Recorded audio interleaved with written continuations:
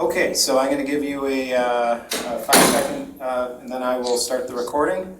So we will start recording in 5 seconds. So 5, 4, 3, 2, 1. Recording in progress. Recording. Good evening, everyone, and welcome to the regular meeting of the Scio Township Planning Commission on November 22nd, 2021. We are using our Zoom webinar platform, and for members of the public who have joined us by video or phone, please mute your microphones and turn off your videos. That really helps the bandwidth, and we will then ask you if you are going to be participating either through public comment or the public hearing. At that point in time, you can unmute and turn on your video if you so choose to turn on your video. Let's see, applicants and staff will have access to their the video, but please turn off your cameras again unless you're speaking. The meeting is being held via video conference in compliance with the Open Meetings Act. All members of the public body and members of the public are participating electronically will be considered present at the meeting and may participate as if physically present. And if we could, there'll be an opportunity to speak. Both, we have a public comment and period, and that public comment period is for items that are not on a public hearing tonight, and then we have one public hearing. So with that, Secretary Chang, will you call roll, please? Yes, Commissioner Moore.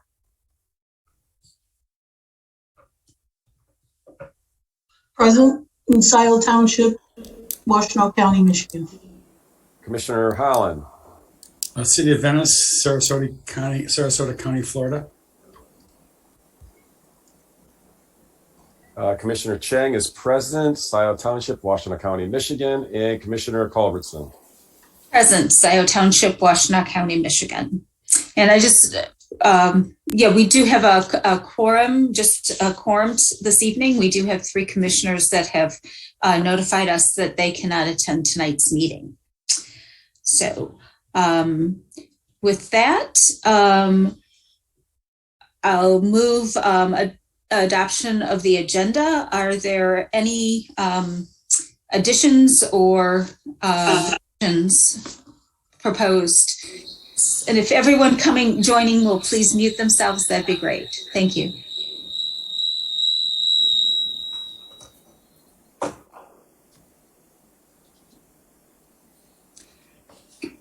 Commissioner Moore, were you saying something? I was just going to move adoption of the agenda. Thank you. Is there support?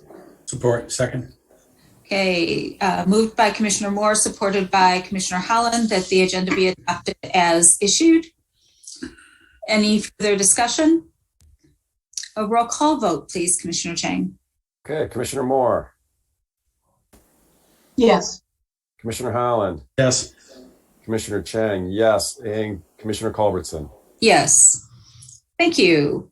Moving on, has anyone received any communications or correspondence that is not in the packet?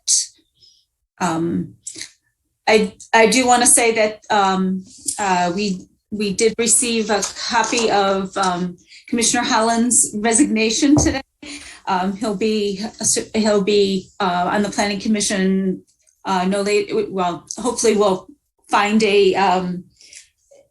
someone to take his place. I don't know how we do that, but Will needs to appoint someone, and he's generously said he will serve until the end of the year.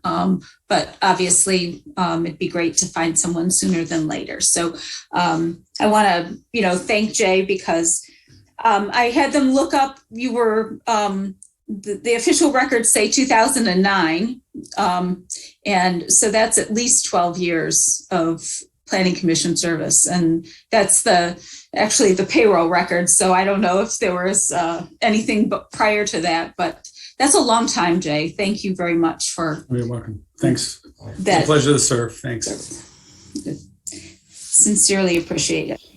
So we'll have to celebrate when you know when you land back here from your travels, and we can do so freely. So thank you again.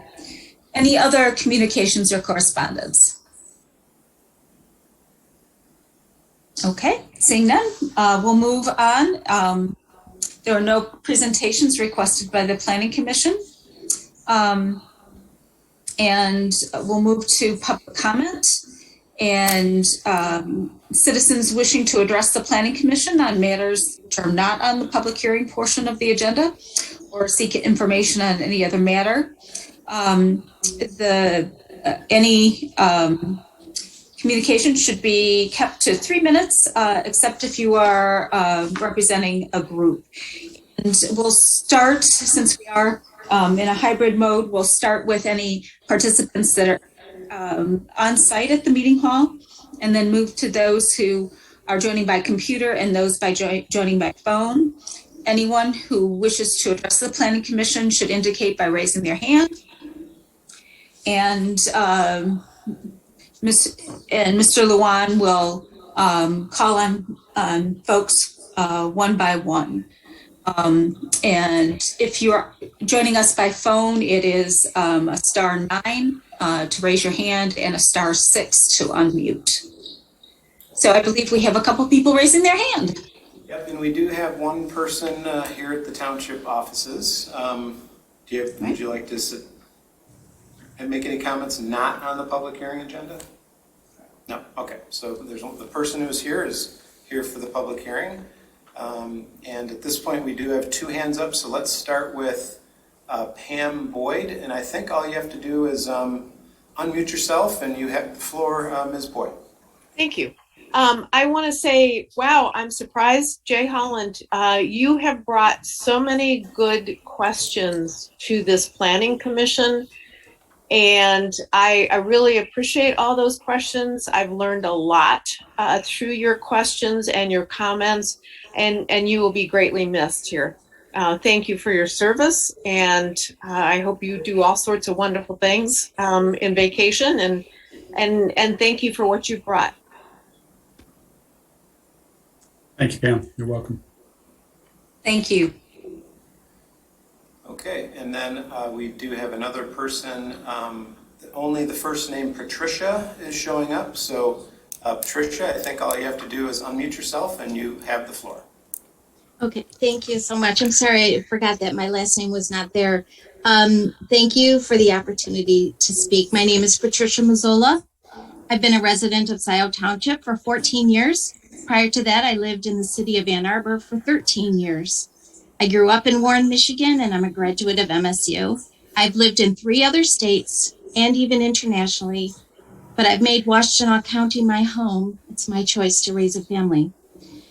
When I lived on the east side of Ann Arbor, beginning in the 90s, my daughter attended Emerson School, and so I've watched Scio Township, especially the Zeeb and Jackson Road areas, grow. There used to be just fast food stops and car dealerships.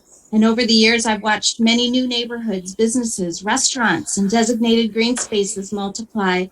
I've appreciated greatly how big box stores were controlled to the point that our burgeoning corridor does not look like another Ford Road or Carpenter Road or Ann Arbor Saline Road. That's one of the things that attracts me about this area, why I moved here, and what is keeping me here.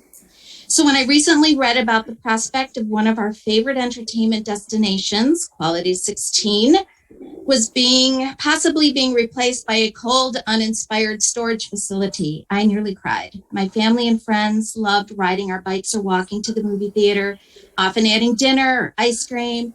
My son has attended many birthday parties there. At 16, he hoped to gain employment there, and we've been waiting patiently for its reopening. The closure was devastating news, and what this township had been building for many years as a vibrant area for entertainment, a destination that so many people enjoy. All that energy put into development will be wasted if that property becomes merely storage. However, in the same article, I read that the Planning Commission rejected the initial GKC proposal, asking for something better. So we see a glimmer of hope. I immediately began reaching out to my neighbors and others, including the organization Creative Washtenaw, to get their thoughts. Nobody wants a storage facility, not one. People want to move in the direction this township has already been leading us. There are so many community groups needing space to learn, explore, nurture, entertain. If we don't replace the loss of an entertainment venue with another venue of equally or better yet more diverse entertainment value, we will lose our local community. People will go elsewhere, spend their money elsewhere, by necessity, not by choice. How long would it take for our restaurateurs to follow? The Jackson Road corridor could become the destination for entertainment in this county. So I'm asked that I feel we need to move forward and not backward. It's an ambitious idea, I know, but if not now, then when? I'm asking this commission to buy us, your community, more time to explore the possibilities of that space. Imagine a community arts and creative center for all of Washtenaw County, right here in Scio Township. We are primed to be the little township that could. Let's become the little township that did. I feel like I'm feeling Leslie Noble a little bit. But anyway, thank you for your time. I just needed to say that. Okay, thank you. Thank you. There are no other hands up at this time for public comment, and there are no telephone, there are no phone-ins to this meeting, so so I think I do not see anyone else who wishes to address the Planning Commission. Okay, thank you. Then I'll entertain a motion to close public comment. So moved.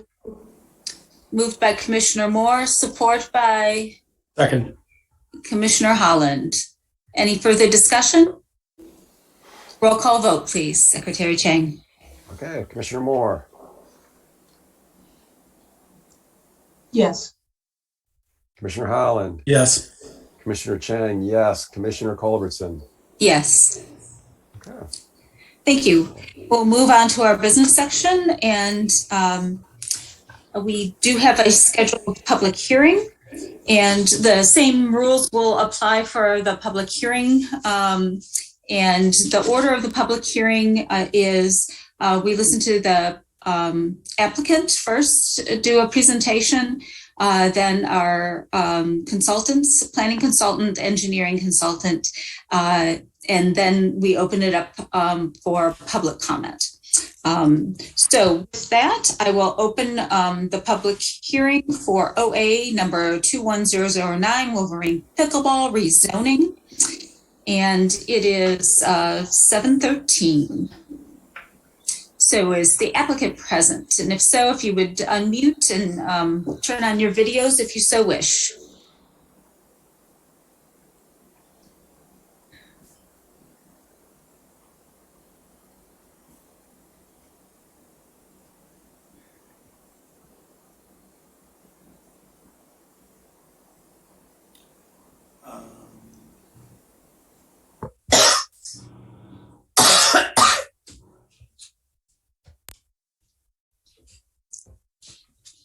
So,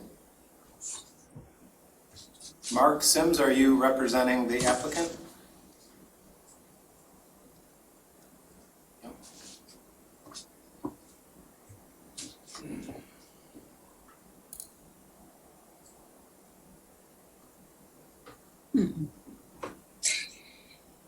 I do not see the applicant Okay.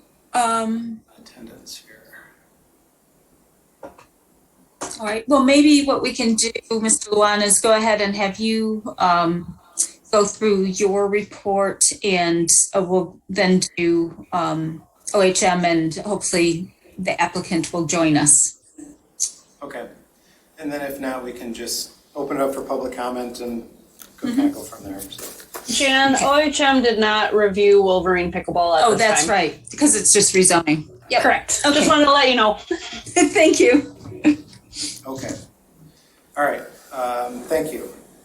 So this is a request for a rezoning from I-1 Limited Industrial to C4 Composite Commercial. This project is on Meddy Drive, which is on the north side of Jackson, kind of in the western part of the Jackson Road corridor. The applicant is requesting a conditional rezoning, which is a little bit different than just a straight rezoning to C4. Now, I'll explain a little bit for those that might be in the audience on this item.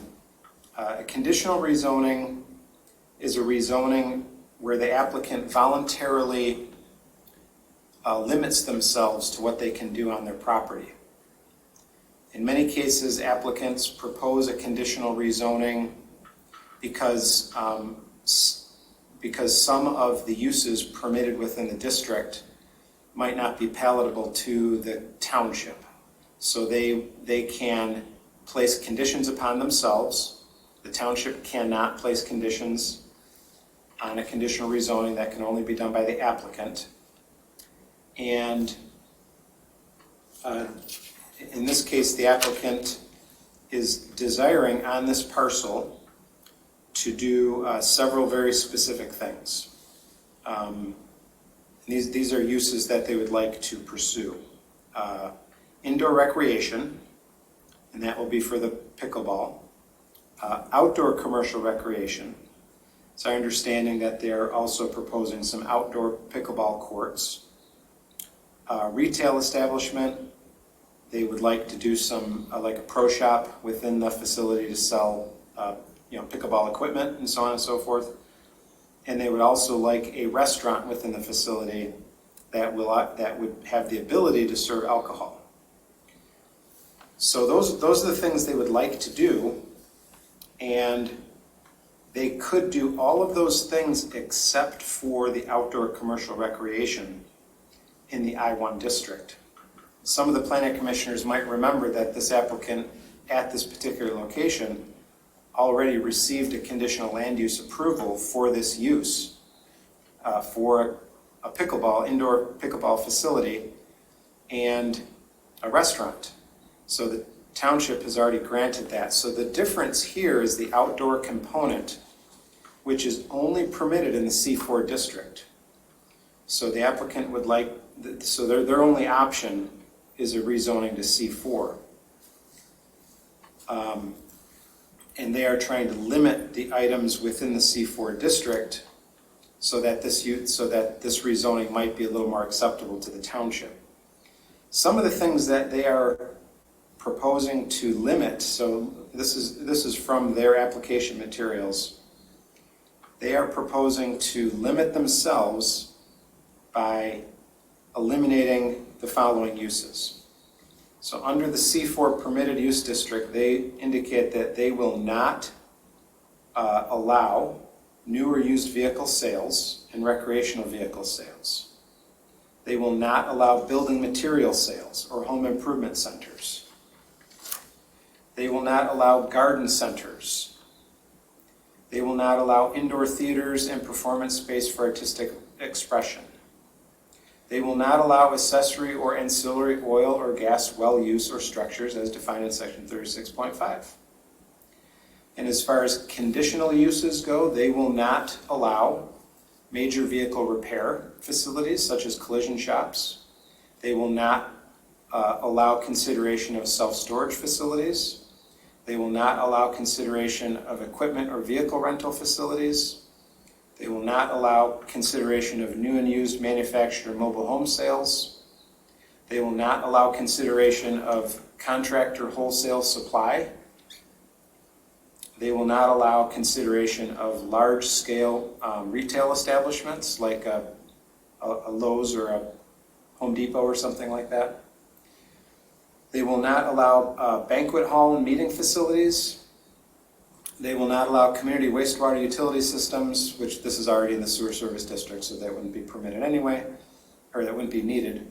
And they will not allow multiple family residential dwellings within this property. So they are proposing, as part of their rezoning, to take all of those things out of the equation.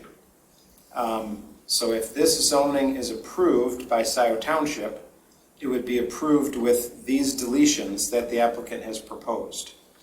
So that is that's basically what the applicant is proposing in front of us this evening, is a conditional rezoning with those conditions placed upon themselves. So when we look at a rezoning, we look at a number of items. One of the things we look at, is, of course, is neighboring, zoning, and land use. So we're trying to determine if the rezoning would have some kind of impact on neighboring properties. If you're familiar with Meddy Drive, right at the entrance of Meddy is the Ann Arbor Arms gun range and store, and then to the east of that is a Scio party store. North of those businesses on Meddy Drive are all currently used as office and industrial facilities. So this is really an industrial road for the most part, except for the areas that directly abut Jackson Road. There are no residential land uses within this area, and our finding of fact in this case is the property is surrounded by I-1 limited industrial zoning and associated office industrial uses. Due to the location of the site adjacent to the existing gun range, its proximity to I-94 and no residential land uses, the proposed uses of the site would be compatible with the existing uses in the surrounding area. I think we also should consider that we already approved most of this at one point, except for the outdoor pickleball courts. With regard to the master plan is calling for this area and all surrounding properties as office industrial. So while a C4 use, commercial, if you heard all the things that we mentioned, while typical C4 uses don't exactly coincide with the master plan, I think we should recognize that the applicant is limiting themselves to some of those uses that are probably least compatible with an office industrial type use. However, the Planning Commission will need to determine if the conditions being offered as part of the conditional rezoning are sufficient to justify the rezoning. So our findings of fact with the master plan is that the subject conditional rezoning from I-1 limited industrial to C4 composite commercial does not specifically coincide with the township master plan designation of office industrial future land use classification. With what? Let Christy Howden in. Oh, I think the applicant just got here, so we're going to let her in. Sorry. I'm going to keep going, and she can jump in a moment.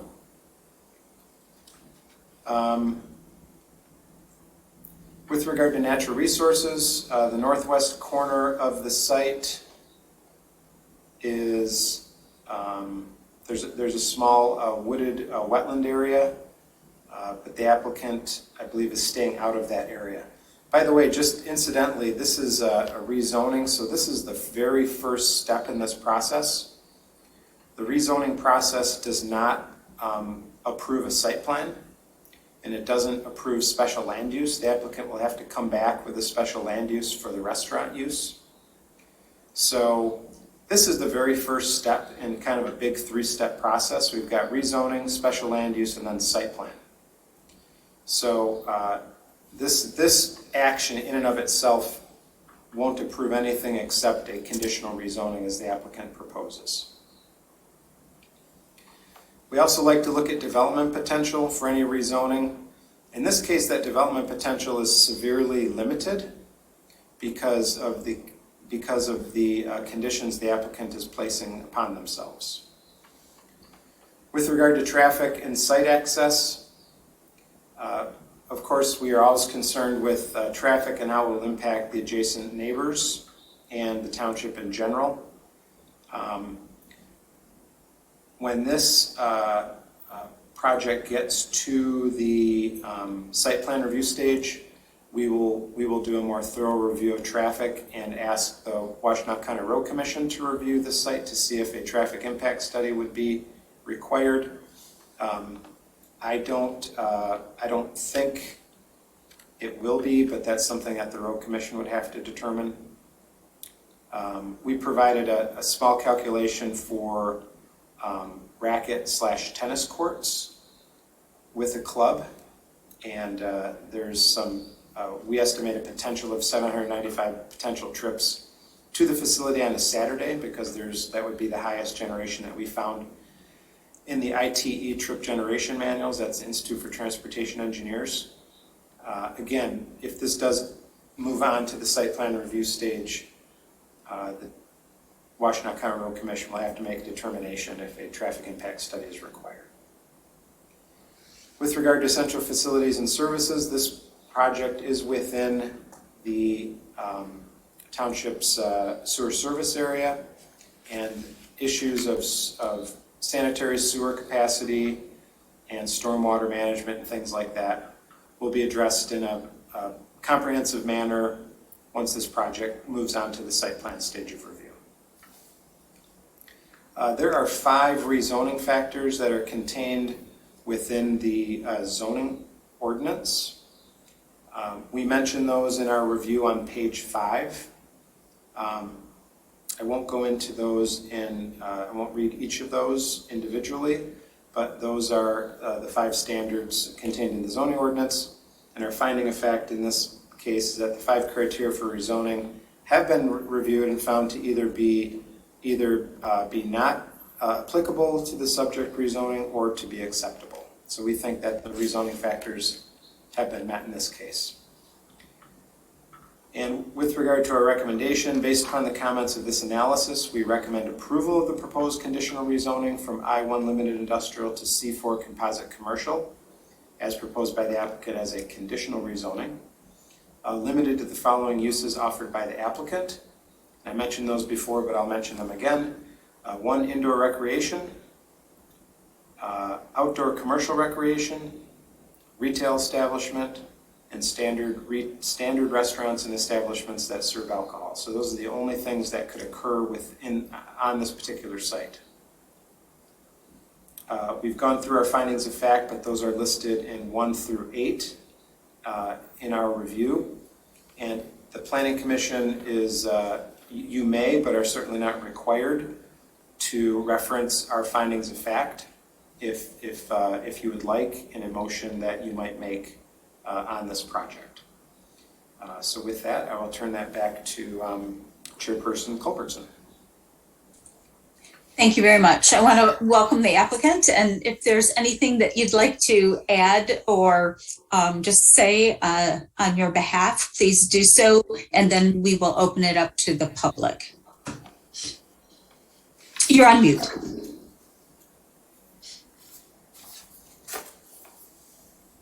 Yes, we're super excited about our project for this piece of land. We're only taking a portion of the larger plot. We're really doing this zoning to get the outdoor recreation for our facility. Just with the pandemic, that we've learned that we need more options for that, and that would be allowing us to use the bocce and the sand volleyball are our plans for that outdoor space, so that we can fully utilize it throughout the year. And this enables us not to have to touch any of the tree portion of the lot and keep it most natural for allowing for drainage and things. So we're looking forward to this being a real gem in the community to add more recreation for the community members of Scio and beyond. Okay, thank you. Mm-hmm. So we'll move to our the public portion of the public hearing. And is there anyone that would like to address the Planning Commission on public hearing OA 21009 Wolverine Pickleball Conditional Rezoning? Yep, we have a person here in the audience, and you're on camera. And so if you could give your name, address, and the floor is yours. Bill Kinley, 843 Asa Gray Drive, Ann Arbor. I'm mainly here to keep Doug Lawan company because it's pretty lonely out here all by himself. I own the property that we'll be selling for the future pickleball facility, and the property immediately to the north, which is light industrial, as I think was mentioned. I want to say that as owners of that property, which would be neighbors of the new pickleball facility, we're very much in support of the facility. I think it will be a good adjunct to what's offered along the Jackson Boulevard. I think one woman commented earlier that she'd like to see something better than tearing down the video store. Well, if that does get torn down, maybe people can come over and play pickleball. My understanding is the current facility that Christy and her partner have is very popular, and I have high hopes for this being as popular and used by not only the citizens of Scio, but more a larger region. So if anybody has any questions, I'm here to answer as a property seller and owner of the adjacent property. Thank you. And Mr. Kinley, would you give an address, please, for the record? My address? Yeah, 843 Asa Gray Drive, Ann Arbor, Michigan. My address. Thank you very much. Thank you. Is there anyone else that wishes to address the Planning Commission? There is no one else in the hall. Okay, how about online? Yep, so I will be looking for raised hands. I'll be looking for raised hands in the list of folks here, so if anyone would like to speak, please raise your hand and we will have you speak.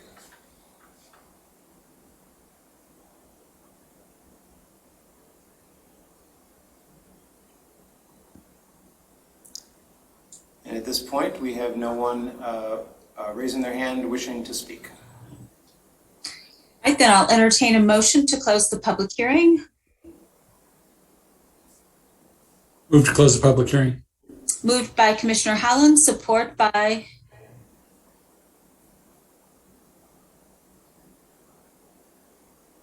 do we have support for the motion to close the public hearing? Support by Commissioner Chang. Any further discussion? Right. We have a roll call vote, please. Okay, Commissioner Moore, Yes. Commissioner Holland, Yes. Commissioner Chang, yes, Commissioner Culbertson. Yes. And we're closing the public hearing at 7:33. Thank you. We'll open it up to commissioners for comment and questions.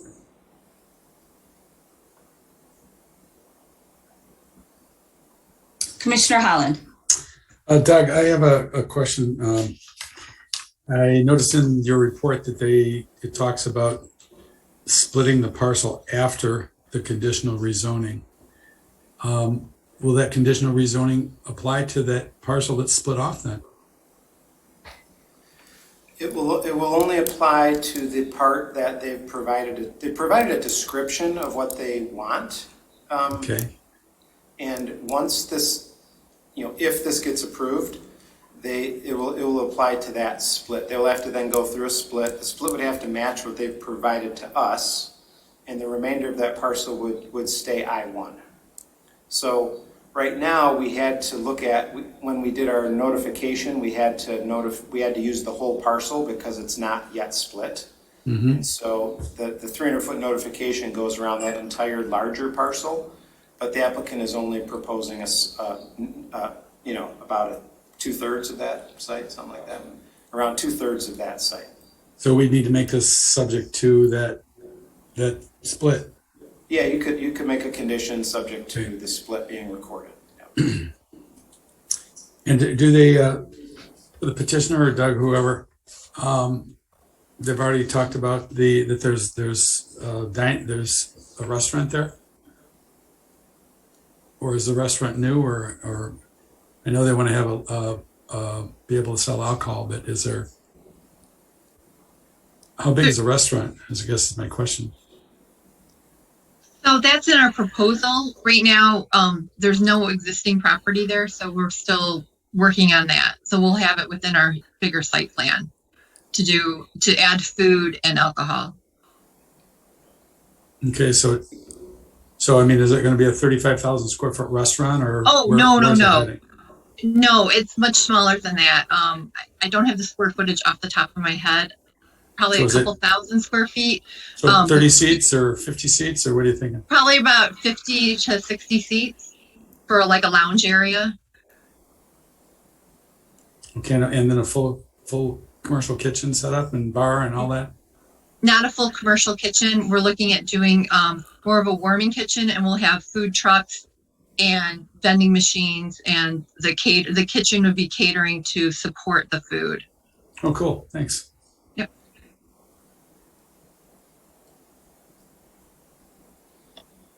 Other commissioners? Commissioner Chang.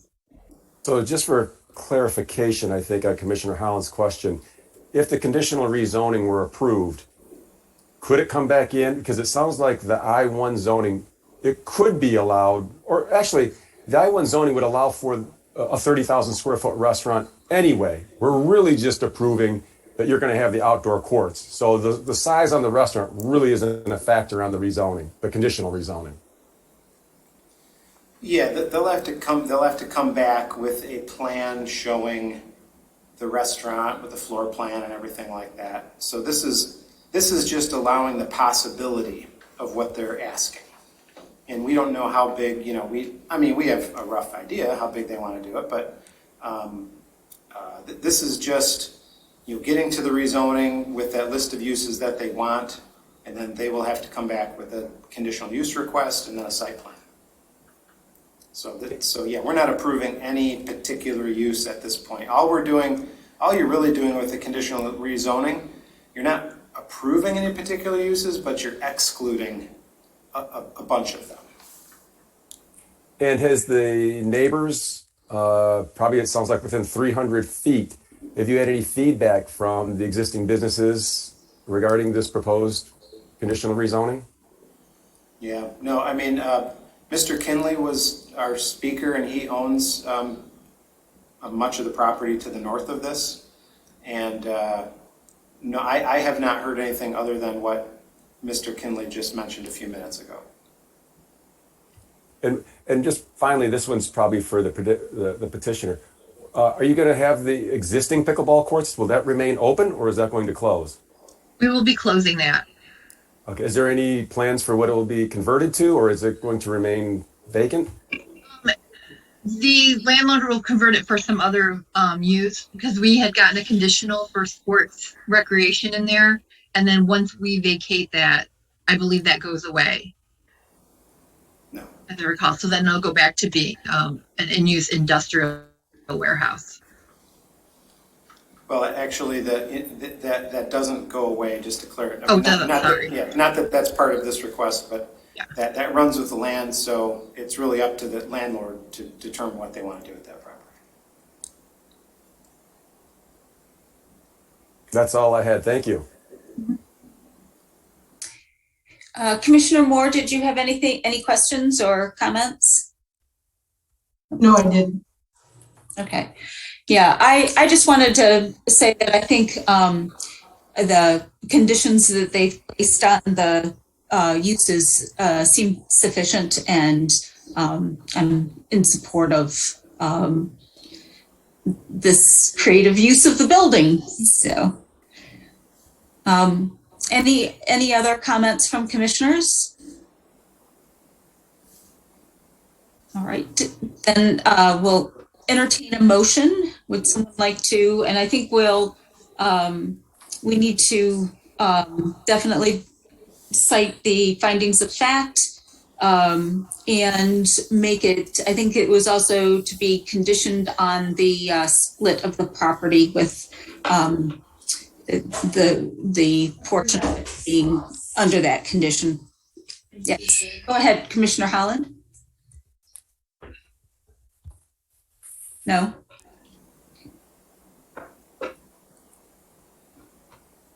I just had people passing through my gallery here, so Oh. I was looking for the findings of fact. Yeah, I think they can. Yeah, they can be noted. They can be noted as in the report, I think. So, regarding ordinance amendment number 21009, Wolverine Pickleball for a conditional rezoning from I-1 Limited Industrial to C4 Composite Commercial, based upon the information received from the applicant and reflected in the minutes of this meeting, the Planning Commission finds the ordinance amendment number 21009, Wolverine Pickleball for conditional rezoning from I-1 Limited industrial to C4 composite commercial rezoning. Request received by the township meets the informational requirements of section 36-461 and the factors found in section 36-462 of the zoning ordinance and the conditional rezoning factors found in section 36-463 and recommends approval. Now, do we want to got the findings of fact that we can add to that, someone? Yeah, so we should add, that it's conditioned on the split of the property and that, citing the findings of fact in Carlisle Workman's report dated. The third. Someone have a date? November 3, I think.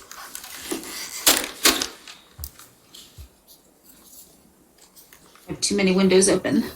Me too.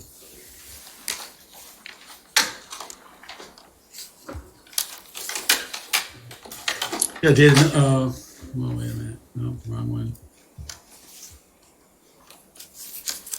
Dated November 16th, 2021. Thank you. And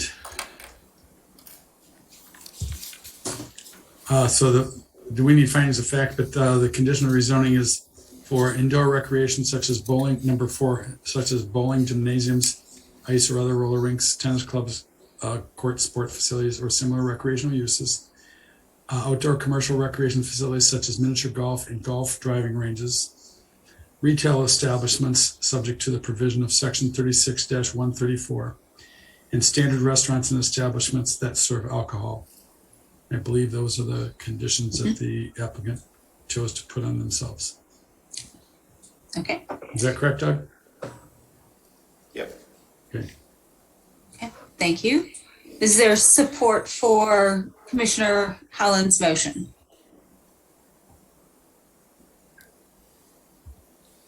Support by Commissioner Chang. Any further discussion? All right, roll call vote, please. Okay, Commissioner Moore, Yes. Commissioner Holland, Yes. Commissioner Chang, yes. Commissioner Culbertson. Yes. Okay, approved. Okay. Thank you very much, and we look forward to seeing you back for the next steps. Thank you very much. All right. Moving on, we have no unfinished business. We're moving to new business. And it's site plan number 21015, Fountain Investment Group, addition and site work. Mr. Luan, would you like to, and do we have the applicant here? Mr. Selby, welcome. All right, so we'll go ahead and have the applicant do a presentation on the project, and then we'll hear from Mr. Luan, and I think Sally's here from OHM. So you should be able to, if you want to share, you should be able to share, and well, we're all ears. Okay. Aldous Vittens is Vittens Engineering is on the call with me here. He's been working on civil engineering with us. This is the Meadowlark building on West Liberty Road, 3250 West Liberty Road. We have been operating out of a few different sites for many, many years. And so this proposal is to add a warehouse facility that will also serve as a showroom center on the main floor and add a few office spaces as a project manager bullpen. Let's see, I guess I'll share my screen, which is basically just your, let's see here, your Scio Township's packet here. Can you all see that? Hold on. I have to move that somehow.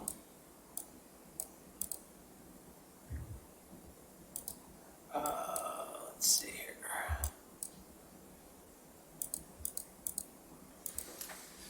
Give me a second here. You guys can't see that, can you? Well, we can see that. Yeah. Oh, Yeah, you we can see it. Oh, We okay. can see your report, yes. Camera overview of the subject site, yes. Sorry. Okay, well, this is the site. It's just a little bit east of Wagner Road. There is this is a township island that is this little neighborhood. I don't know if you can see my cursor, but We can. you can. Okay. Yes. Okay, so there's a few homes over here, and then this is a Liberty Medical Complex right here. The proposed addition is going, or the warehouse addition would be going back here. There's really nothing that would make this less compliant or non-compliant in terms of what we're doing.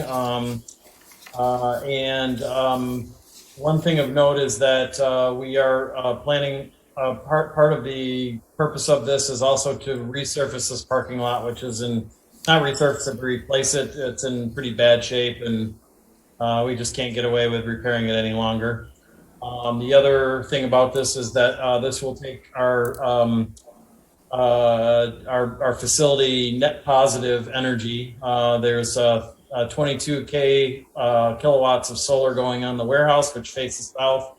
So that will not only take care of 100% of the energy of the site used by the buildings, but as soon as we can get through the two-year backlog to service vehicles being electric, as soon as we get those, we should be able to have at least half of our fleet operate as part of that net zero rubric, and which is kind of a goal of the company long term. It's taken us longer than we thought to get there, but this will definitely be a huge step in that direction. Let's see here. I don't really know what else to say about this. I'm not real experienced with doing kind of these commercial presentations, to be perfectly honest with you. We're a residential builder. I guess, is there any questions anybody has about it or anything like that? Or I don't know if you have something to say, Aldous?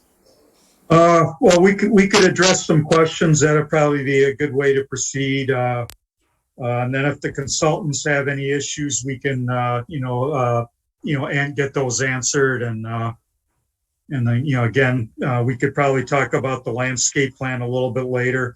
I haven't seen a review from the fire department, but I'm sure that's in there somewhere. Speaking of the fire department, I have sent over, there is a fire hydrant right across the street from the property, and the warehouse is within within 250 feet, I think it was, or it's within 200. I think so, and they also were looking at the location of the access doors. That was important to them. Right, so it should be within, they've had the document for a couple weeks. The fire marshal said he was going to review it. I haven't seen anything back yet. But I can't see where there would be any issues with it. I don't know how you could get a fire, aside from putting one directly across the road. I don't see how you get one closer, and it's within the distance needed. The landscaping and redoing the parking lot, ironically, is just about as much as it costs to build the building. So, but it will be beautiful. We had Shannon Gabrandel and Insight do the landscape design. I can show you a little bit about. I'll pull up a couple documents that sort of show what we're planning there. So this is. Let's see here. Hold on one second.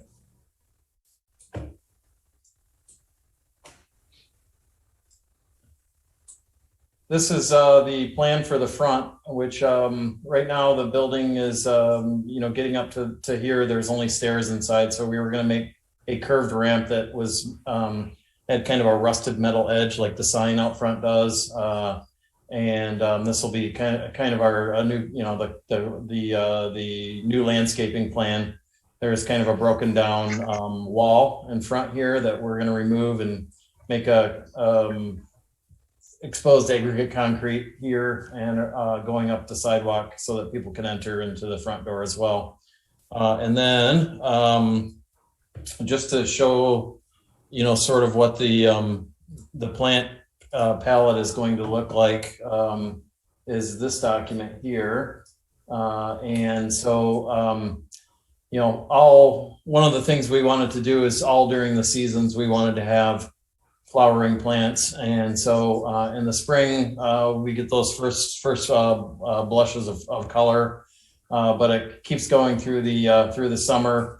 We get a lot of color in the fall from the leaves changing colors and some fall plants, fall flowers. And then even in the winter, we'll have a mixture of kind of green and red and white, which we think will be a really nice palette. So we're really excited about the landscaping plan. There's a lot of Siberian elms on the property that are mature now and starting to drop major limbs and stuff. Actually, most of them aren't on our property. They're on the neighboring properties, but we are planning to start planting some sycamore trees and tulip trees and other things along the edge of our property, so that by the time the Siberian elms have kind of reached their end stage, which might be another 20, 30 years, that we have some mature trees that are coming up that are natives.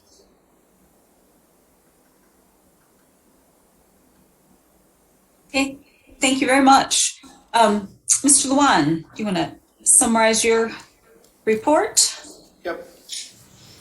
So this is our second review of this project. The applicant went through one round of staff review, revised the plan before it was ready to go to the planning commission. So just a little background. This is a site plan. So this is a use permitted by right.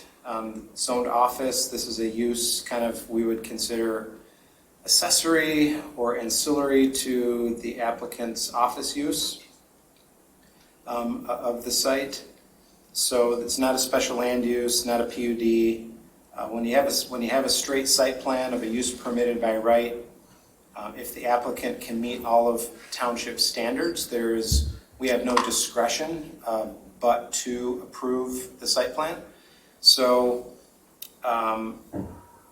this is our review is made up of going through those standards and determining what's been met, what hasn't been met, and for those items that haven't been met, I'm sure the applicant will try to address those items that we raise. So going through our review, I won't go through the project description because the applicant's done a nice job of explaining their project. With regard to area, width, height, and setbacks, so that has to do with the location of the building on the property and the building addition on the property, location of parking, garbage dumpsters, things like that. And as you can see on page 3 of our report, we have no issues with the location of the new addition, new parking, all of that sort of thing that meets all ordinance standards. With regard to natural resources, the site itself has been, in a commercial use for, many, many years.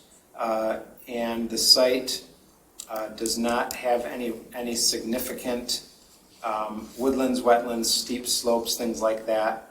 While there are existing trees on the site, we're not talking about a piece of property, out in the rural parts of the township where we're trying to preserve, significant natural features. This is an office site. It's been an office site for many years and will continue. The applicant is, making additions to the sites that it can continue in that use for many years to come. We have no issue with building location, site arrangement. Our only issue with parking is that the applicant is proposing 3 additional parking spaces. So Scio Township's parking standards are a not to exceed number.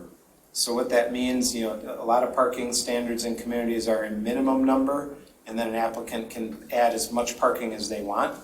And sometimes that leads to too much impervious surfaces, which can have problems with water quality and things like that.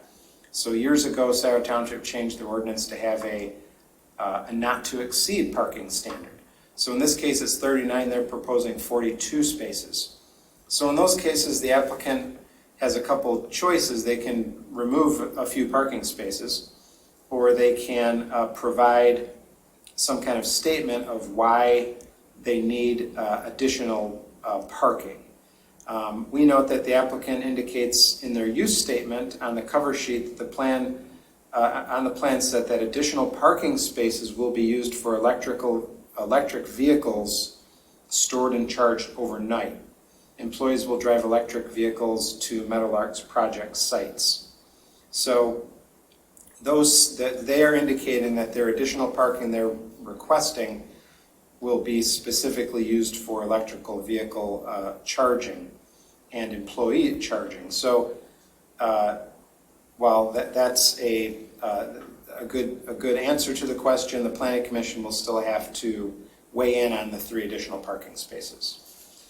With regard to site access and circulation, we don't have any real issue with site access and circulation. They're proposing the same driveway. They're not changing the driveway onto the site. We do have a little question about turning movements of passenger vehicles near the dumpster enclosure. Might be a little bit difficult to maneuver in and out of that area. Perhaps the applicant can address that. And then we note that we would like the fire department to provide comment on their issues. And I think there's a fire department letter in the packet. I don't think they have any issue with circulation on site. With regard to safety paths, this portion of Liberty Road is planned for future safety path development, and at a minimum 6-foot wide safety path along the frontage of Liberty Road is required. The applicant notes that due to grade, an internal pedestrian connection cannot be provided from the proposed safety path to the main entry of the building, so they're having some difficulty getting folks from the safety path that they're proposing to the front of their building. Perhaps the applicant can address that, the applicant's engineer can address that. We don't have any concerns with that, but that might be something that could have a little additional discussion. With regard to landscaping on pages 6 and 7 of our report, there are some specific landscape standards that either have to be clarified or simply met. These are not items that should really hold up the site plan. As you can see from the applicant's description, they're proposing a fairly substantial landscape package for their plan. So we'd be certainly willing to work with the applicant to make sure these technical standards are addressed prior to this moving on to the township board. So we've been working with the applicant. I have every confidence that we can work with them in addressing the landscape standards as well. We have no issue with lighting. Signage is shown on the site plan. However, we would note that signs are a separate application. Site plan review does not approve the sign package. The applicant have to submit signs separately. And the applicant did provide floor plans and elevations. We have no concern with floor plans and elevations. So we're down to just a few items on our recommendation. I've gone over those. We have 7 of those, and those comments should be addressed to the satisfaction of the Planning Commission. And we have, again, 7 of those items.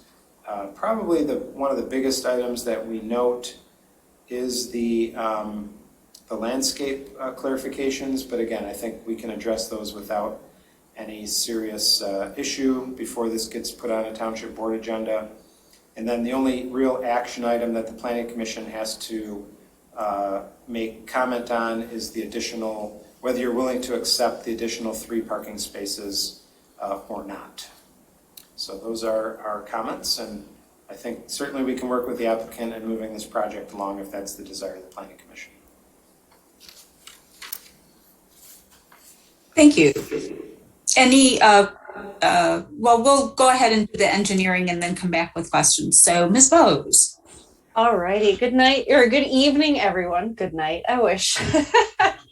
Our letter dated November 3rd did recommend approval of this project. We did have 3 minor site plan comments that we would request to be addressed prior to the detailed engineering submittal.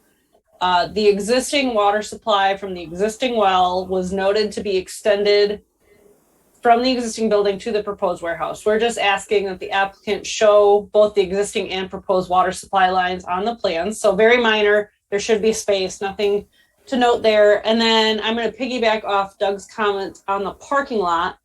We had 2 parking lot layout concerns. One is the garbage truck turning template does require encroachment on parking spaces on the east side of the site in order to make the swing to get to the dumpster enclosure. The applicant has noted that they have a way they're planning to ensure that those parking spaces are vacant when the garbage truck comes. We're just asking for clarification on that, potentially a narrative on the plans explaining how they're going to coordinate the garbage pickup, whether it's going to be during a certain time of day or if they're going to cone off the spaces to allow for that, something like that. And then Doug noted this as well, that the passenger car parking spaces 31, 32, and 40 those are the ones near the dumpsters. Those look like there's going to be some negotiation needed to get in and out of those. That's going to take more than just one turning movement.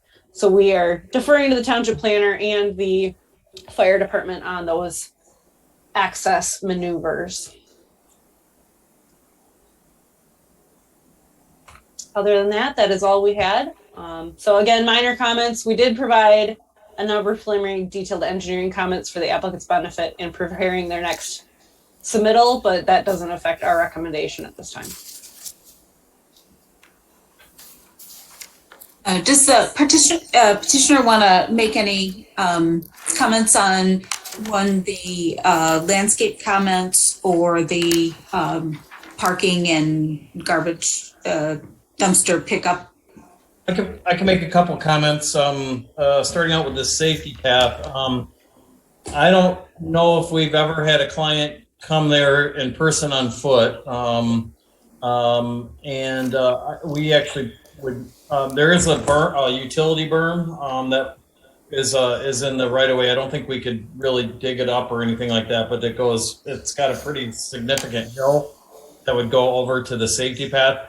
We actually would prefer not to have a sidewalk that goes to it. I don't really see how it would work unless we cut a line through the berm, which would be probably worse. But the other thing is I'm not really wanting to invite people that are walking by on Liberty Road to come to our front door anyway.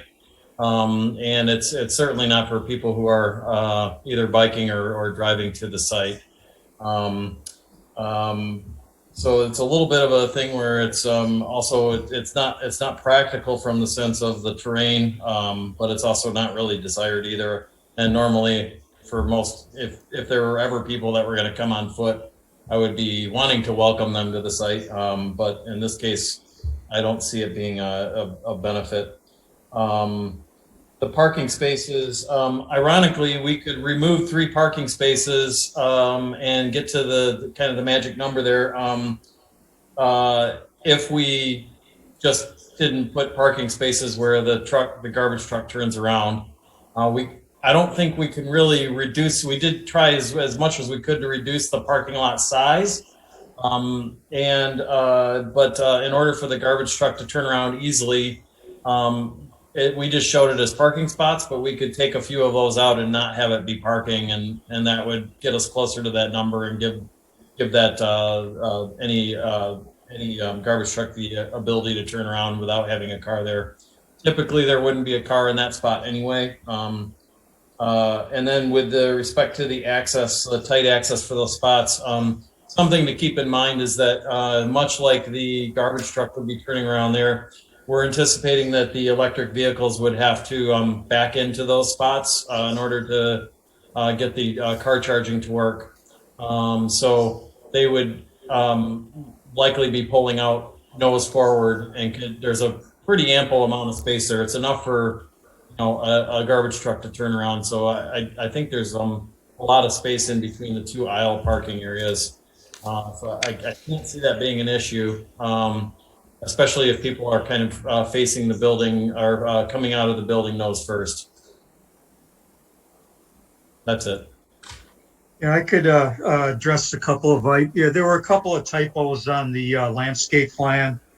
We had a label going to a shrub that should have been wild strawberries, so we ended up with a 16 extra flats of wild strawberries. That was a typo. That's been corrected already. And then we had Hot Lips Turtlehead and the Canada Anemone were labeled the same, though those were different. So that's been fixed on the landscape plan already. And we would like a little bit of flexibility. The total number of trees that we've provided on the site is 19, and per the calculations that are in the landscape ordinance, we're required to provide 19 trees. We've tried to squeeze a lot of the trees more up front in the front yard area, and not put them back by the warehouse where nobody really sees them. So we're just looking for a little bit of flexibility on the landscape plan to get more, more of the landscaping up front. And the previous landscape architect, she did a great job, in my opinion anyway, of doing that. We do have some landscaping both on the east side that buffers the medical building, and then we also are proposing a couple of additional tulip trees on the west side along the residential property, that would help screen the warehouse addition. So, but we do have the total number of shrubs that are required and the total number of landscape trees that are required. That's been met on the overall landscape plan. Thank you. I'll open up for commissioner questions and discussion.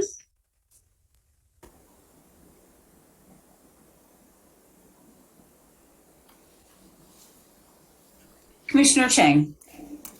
Yeah, first, I want to disclose that I am working with Mr. Selby on a project in Ann Arbor. So if there's any conflict of interest, let me know. I am dealing with a proposal also in Ann Arbor. So hello, Doug. A couple of questions. First, as far as I think with the trash pickup, how often does the garbage truck visit your site? Once every 2 weeks. Oh, every two. Okay. Maybe just a sign or something says do not park here on that Wednesday or something for your employees. I don't think that's much of an issue if it's just visiting once, for 5 minutes every 2 weeks. So generally the vehicles that ever would be there are going to be the project managers generally get them 7 or 7:30 a.m. and garbage comes during the day. So that's one of the reasons for the extra spots, is because we have this turnover that happens where they bring their vehicles back 3:30 or 4 p.m. Office staff comes in at 9 and leaves at 5. So we have extra chargers to deal with that, and sort of are dealing with it in that regard. And that's kind of a good segue as far as, since you're tearing up the parking lot, and I support that you're putting in, it sounds like, at least a minimum of 3 extra EV parking spaces in exchange to exceed the parking number. But 9. Okay. So my question was going to be, since you're tearing up the parking lot, are you going to at least put the conduit and wiring, so maybe a future expansion of any type of EV charging stations on site? It's our goal to be all electric net zero, and not just on our site, but in all company operations. So we'd like to have even portable batteries that we can bring for silent power generation on job sites and things. And I still, I would like to see at least a pedestrian connection to the entrance of the building. And I was looking at the site plan. I don't know what the grades are, just looking at a site plan. But is it possible, since you've already got a drive and it looks like that existing drive is fronting where there is sidewalk that's entering the site, possibly maybe cross-hatching a portion of the drive, just maybe a 3-foot section. So if a pedestrian were to walk out from that pathway along Liberty, that they could walk along there and then get to that sidewalk to the entrance to the building. Honestly, yeah, I don't have a problem with that. Honestly, it's never anybody who's using the building, but we get people walking through there all the time that are going to the woods and back or whatever. We've been pretty encouraging, I would almost say, of our neighbors using the property and back and things like that. We want people to to feel welcome there and all that kind of stuff. What I don't want is people coming at night and casing the building or whatever, of course. But certainly we can make an area in the parking lot that would be designated as such. I mean, in the entrance. Yeah. And then finally, this may be a question for Sally Boss, actually, or possibly Doug Lalonde. This site is actually in the city's annexation area. At what stage, and I think usually what triggers it is when you hook up to city utilities. I did hear that Sally had mentioned that it's on well, and that's just going to be extended. But at what point during the permitting process in the future is the township or possibly the city going to say, well, you're going to have to go on to city utilities since it is fronting your site? So I'm just curious at what stage, since they are in for a site plan and doing an addition, that would trigger this being annexed into the city. Doug, do you want to take this one? Yeah, I don't know the specifics on that.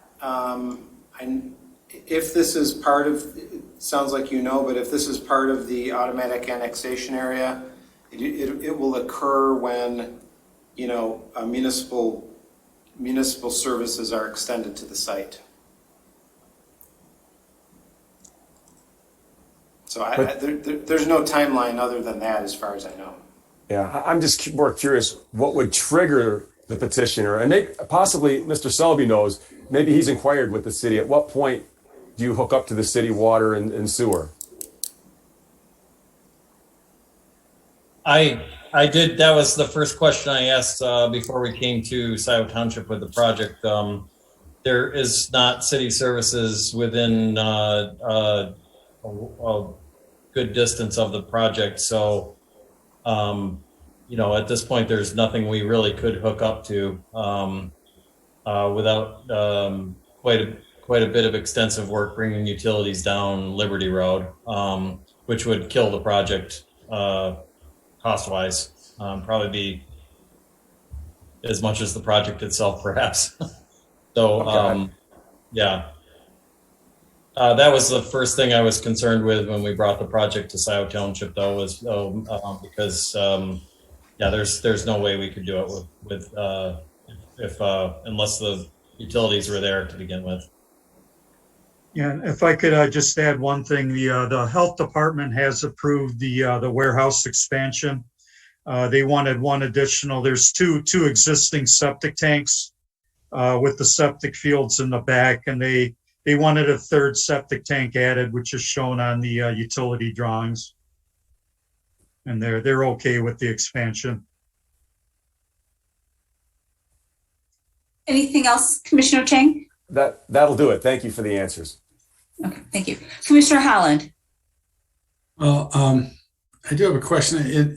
I support this project, but I do have some questions.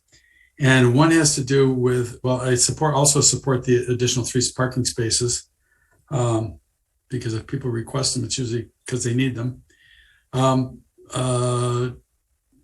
I see on Google Earth that you currently have a dumpster.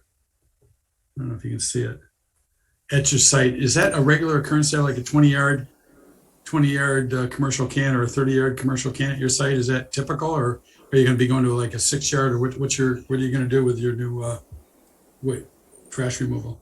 Right now, there are 2 containers that are, I believe, 6-yard containers. One's for recycling, one's for waste. Those are going in a container that will be behind the warehouse, so nobody from the road, you'd have to drive all the way to the back to see it, and it'll be covered on the so that none of the neighbors can see it as well. So this 30-yard or 20-yard commercial containers not normally at your site, or is it there on a regular basis, or? No, we would have to be doing a project on the site in order. I mean, there might be when we do the building, but I've never really seen one. Okay, well, it just happens that at Google Earth right now, there's a large commercial dumpster at your site. I have not seen that. I'll take a Okay, look. so I just thought that was a question. In other words, we're approving these additional 3 parking spaces for that large construction container. Okay, yeah. So good answer. Sally Boss, question for you. Is the sanitary sewer, I know there's sanitary sewer at Liberty and Wagner, correct? There is. And there's sanitary sewer at down by the tennis club, correct? I'd have to look. I'm looking. Goes behind the tennis club up to the uplands. Yes. Is there a gap in the sewer there? I mean, does the sewer at Wagner go to Jackson Road, and the one from, is it 2 different transfer lines going into the city system? Or is that a continuous sewer going right by that property? Let me look. I'm pulling up the map right now because I want to give you an accurate answer.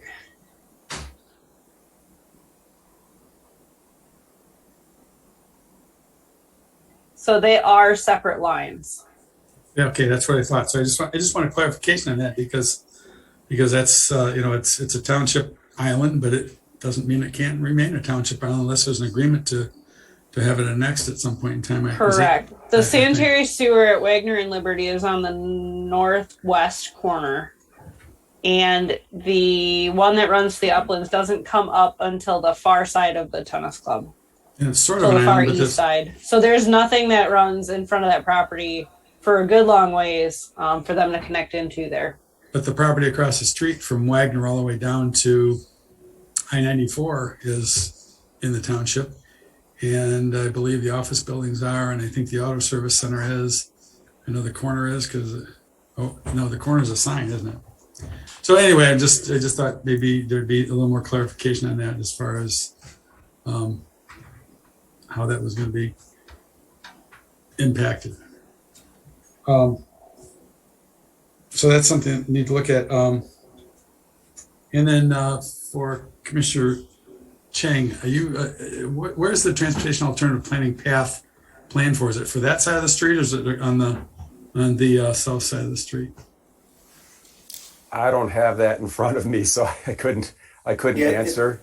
It's on this side of the street. Okay. It's where it's shown. This is not the TAP map. This is the safety path map from the master plan. Those are two different maps. Okay. So this one does show a safety path on the north side of Liberty. Safety path, sidewalk? No, what they're proposing meets the, I think it says sidewalk, yeah. It's what they're proposing meets what the master plan is calling for. Okay. So, like I said, I support this project, including the parking spaces, additional parking, and that's all I got.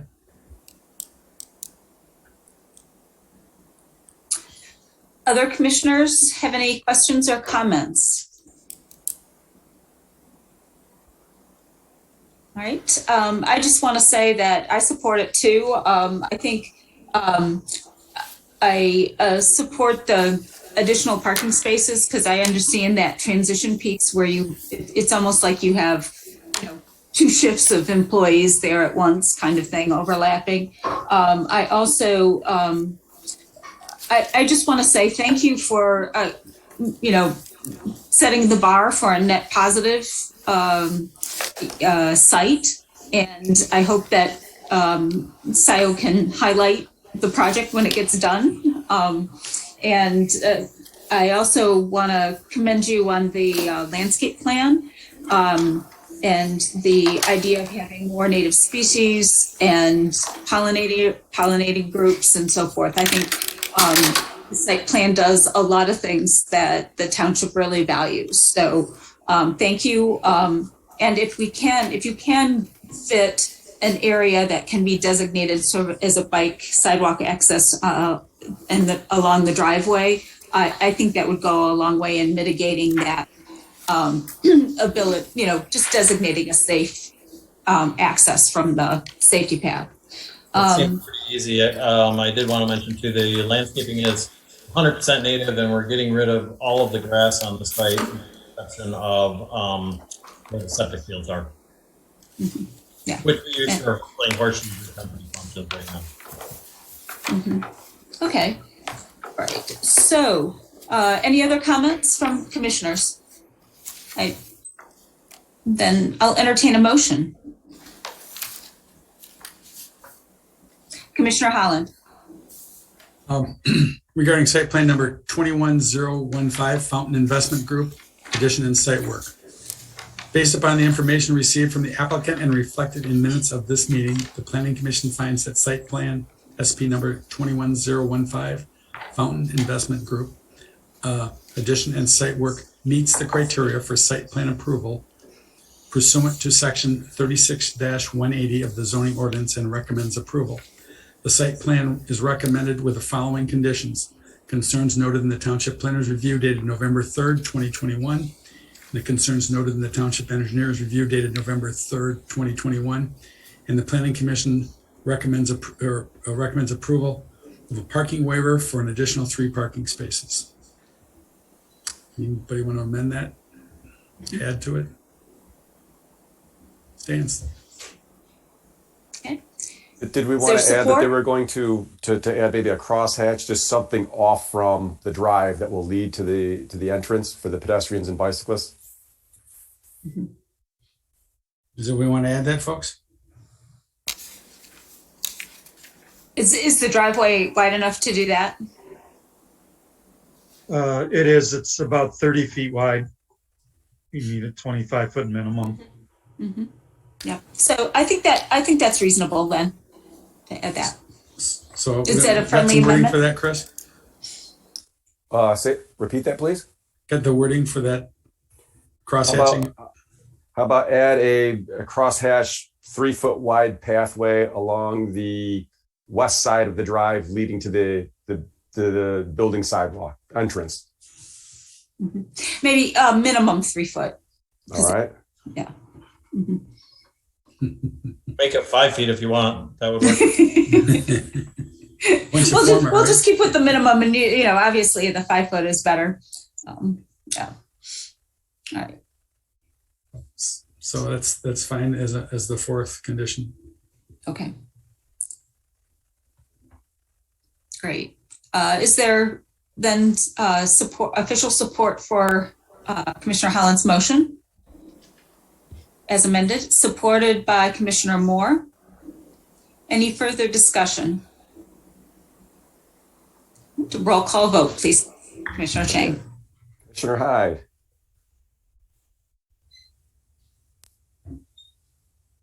I'm sorry, Commissioner Holland. Yes. Sorry about that. Commissioner Moore. Yes. Commissioner Chang, yes. Commissioner Culbertson. Yes. All right, approved. All right. Great. Congratulations. Look forward to it. Right, moving on. We have site plan number 21014, Optiflow, a new building.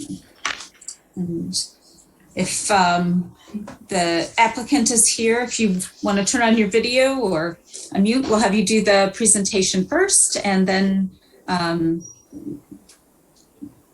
receive the reports from our consultants. Hello. And please, if you could state your names and addresses, that'd be great. Hi, my name is Andy Klein. I'm with Rand Construction, 1270 Rickett Road, Brighton, 48116. Our team tonight consists of Joe Piradona and Gio Babo from representing Optiflow, which is a local Scio Township company that is looking to stay in the township and build a little bit larger facility for their use. Dave Leclerc from Livingston Engineering, who's our civil engineer. Andrew Mosiv, who's our project architect. Dana Knox, who's with ASTI, our environmental consultant. And Neil Ganshorn, who's with me at Rand Construction. So I'm going to turn over to Dave. Thank you. David Leclerc, 3300 South Old US 23, Brighton, Michigan, 48114. Do you mind if we put some exhibits up on the screen to kind of go through the project briefly? You're most welcome to. Okay. So this first exhibit shows the location of the project that we're looking to do on Google Maps here with the pin mark. Jackson Road, we're immediately behind the Union Hall west of Baker Road on the north side of Jackson Road. That's the site that we're looking at, so you can kind of get a global view of it there. Again, the property right behind the UA Local 190 building. A little bit more specifically on the site plan. We could go to that, Neil. So this is the site plan that we're proposing this evening. We're looking to do a 70,000 square foot building, as Andy had mentioned, to consolidate the Optiflow operations in the township. This is an 8-acre site behind the aforementioned UA building. The building is going to be accessed from an existing private road that is on the east side of the Union Hall building. We're going to extend that back a little bit. That's where it ends right there. We'll be extending that to the north, putting a new cul-de-sac in to access the 8 acres that we're looking to develop behind the building. The site itself is rather simple. We're going to put in 132 parking spaces, both on the front and the east and west side of the building. We'll have a 3-truck well facility on the east side of the building. We are going to access the township's water and sewer services for the site. And the on-site detention will be a little bit east on an adjacent parcel that will service that facility. About 85 employees is what they're looking to add for this site. Again, combining their other facilities in the township and other locations.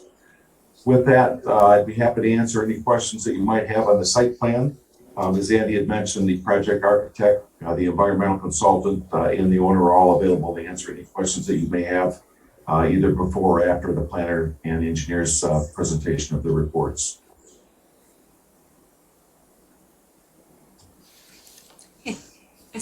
Thank you. Would OptiFlow like to just comment a little bit about what they do? Yes, hi, this is Joe Chiaradonna, and I'm a managing partner at OptiFlow. We are actually a manufacturer of high-end products, all made in the US, that support our military services. They're used in everything from optics, for sighting systems and scopes. We've been growing over the years, and right now we're currently in 3 separate buildings, 2 at our current location on Jackson Road at 7166, and another one where we do our assembly down the road on Jackson, also a little ways down. So we're trying to consolidate and hopefully grow. The new facility has room to pretty much double to almost triple capacity, and we hope to continue to have that growth.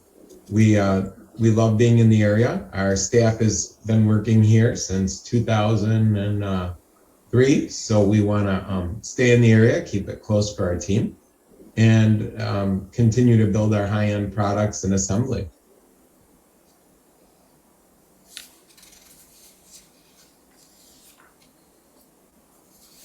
Thank you very much. Sorry for the disruption there. So, appreciate that overview. Mr. Luan, would you like to summarize your report? Sure. I'll just start off. This is a kind of similar to the last one. This is a site plan, so this is a non-discretionary approval that the applicant is requesting. So pretty much we're looking to see if all the I's are dotted and the T's are crossed. When we have a situation like a site plan, if that is the case and they are meeting all of our ordinance requirements, the township is has the obligation to approve a site plan. This is in one of the few areas of the township that has a kind of a unique zoning designation called IRP, or Industrial Research Park. And there's some areas around where this is zoned. And Industrial Research Park is a designation that was developed a number of years ago to try to promote kind of a campus-like development of office and industrial type buildings. While this is being proposed to the Planning Commission tonight, and this site is the northernmost part of the property. The overall property can be seen on page 2 of our report. So this is in the very northern part of that. The applicant will also be coming to the township in the upcoming months with another site plan showing 3 additional buildings south of this building, 3 additional office industrial buildings.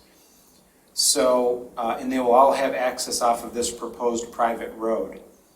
So this is a case where the applicant is proposing to do something that is, almost exactly what the township envisioned for this area, and that is they will be creating kind of a small industrial office campus where the buildings will have some common design features and utilizing a common stormwater detention facility and all accessing from a single point of access to Jackson Road to limit the number of curb cuts.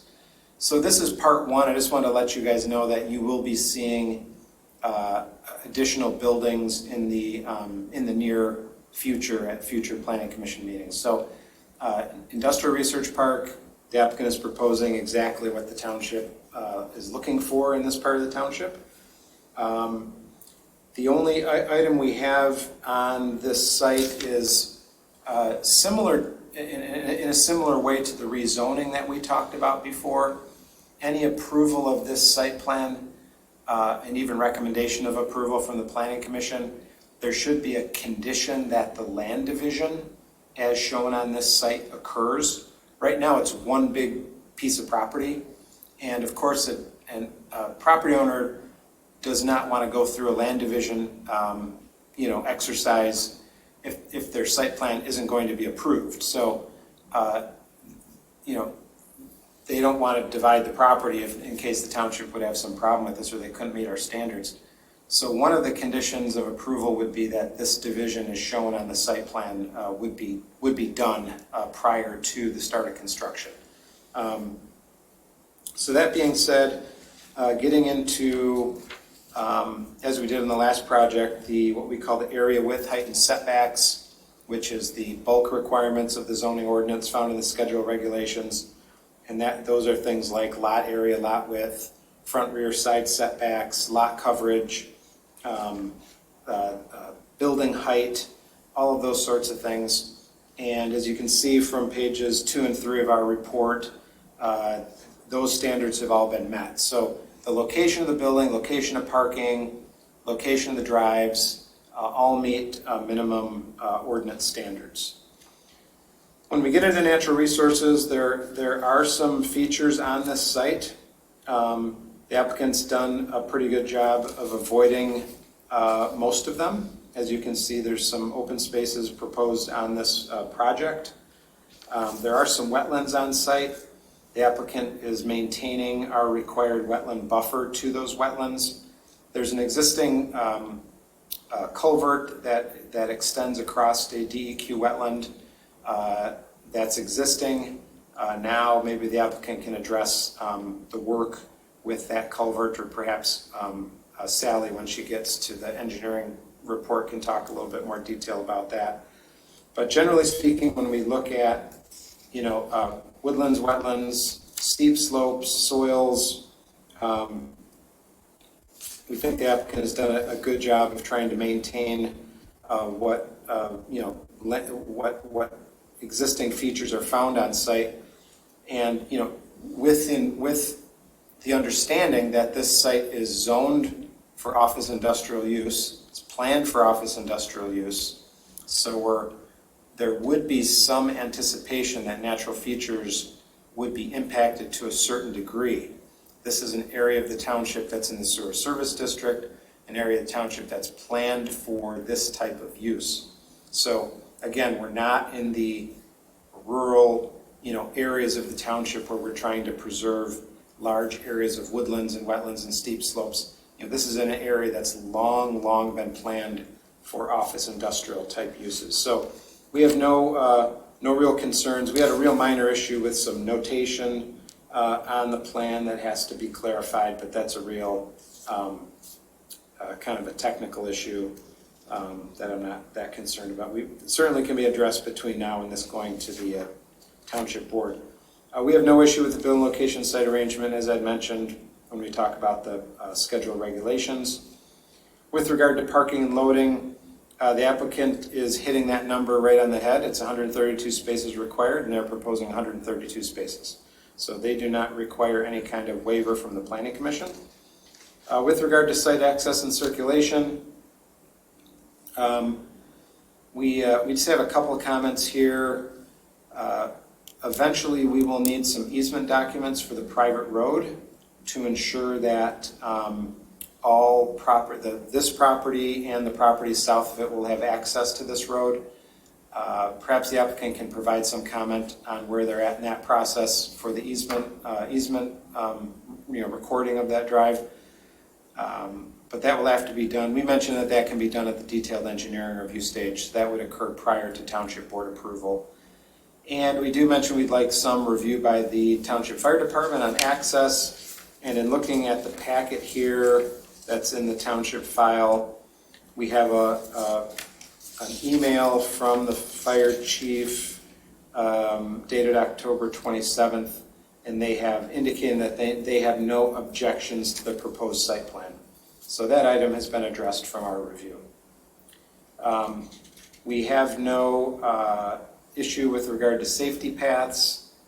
On the site, they are proposing a 7-foot wide internal sidewalk along the south, east, and west sides of the proposed building itself. This part of Jackson Road is not contained within the safety path master plan.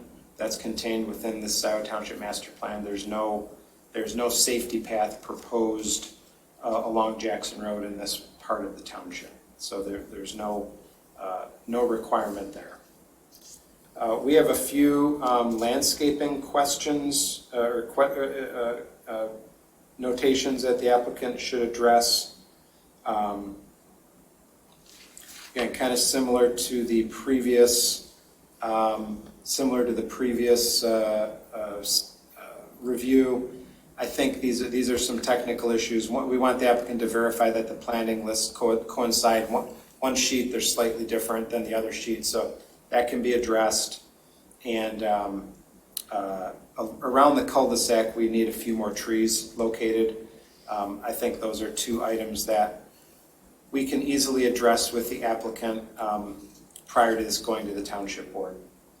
We have no issue with their lighting plan. Their lighting plan meets ordinance standards, promoting dark skies within the community by promoting a lower lighting height and lower illumination levels on the ground and at the property lines, so they meet those standards.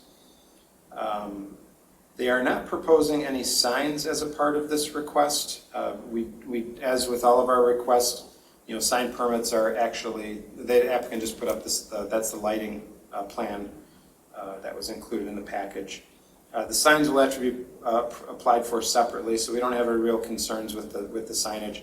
Plus, this building is so far off Jackson, you're probably not going to see it that well from Jackson, to be honest. And there eventually will be buildings in front of it, and there is actually a building currently in front of it, the IBEW Union Hall, or the training center. And then with regard to floor plans and elevations, we have no issue with that. We'll probably have more comments on floor plans and elevations when it comes to the new buildings to the south east of this. That will be east of that private drive, because part of the IRP standards, Industrial Research Park standards, are that the buildings have some similar characteristics, so that we don't have a nice masonry building in the front, then a pole barn, and then something else in the back. I mean, this is supposed to be kind of a coordinated system. So this is the first building. We don't have a lot of comments on this, but we'll probably get into this a little more detail on the next phase of the project. On page 8 and 9, we go over the IRP Industrial Research Park standards. And our only comment here is for the applicant to verify that all proposed utilities will be installed underground. That is a requirement of the IRP district. I assume they will be. Perhaps the applicant can address that after the engineer goes through her comments. And we have this just down to a few items. This is our second review of this project, by the way. Similar to the first one, our first review is October 6th. So the applicant did go through one round of staff review before it was put onto a planning commission agenda. So there were more comments previously, and the applicant did a nice job of addressing those. So we're just down to 6 items that I think can be either made a conditions of approval or addressed prior to this moving on to the Scio Township Board for final approval. These are all pretty technical considerations. I've already gone through them, so I won't read them again. But they certainly don't change the location of the building, location of the parking, the use of the site. They're not, they're not changing what's going on here. So at this point, our recommendation is that these comments be addressed to the satisfaction of the Planning Commission. But like the other project, we certainly would be willing to work with the applicant between the Planning Commission recommendation and this going on to the Township Board. So we would have no issue if the Planning Commission was to decide to move this on tonight to the Township Board. That is it. Thank you very much. Sally. Hello again. The applicant has done an excellent job addressing all of our comments from the first review to second review, so much so that we don't have any remaining site plan comments. So we are recommending with a clean site plan letter. There are a number of technical detailed engineering comments included, as well as a number of permits and easement checks that will be required, but those can all be done during detailed engineering, and we will make sure they are addressed before this project goes in front of the board. Short and sweet. All right, commissioners. Comments? Can I request that this diagram be removed from the screen? Oh, sure. If folks could, stop sharing. There we go. Thanks. Now we can see everyone's faces. Oh. Commissioner Moore. I do have a question. I know the applicant mentioned that they made parts for military equipment. And I guess this is the question for the applicant.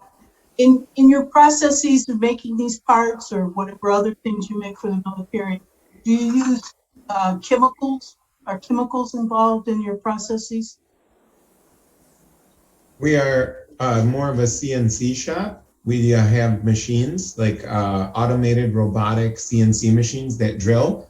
The majority of our products are, I'm going to say 95% of our products are made out of aluminum.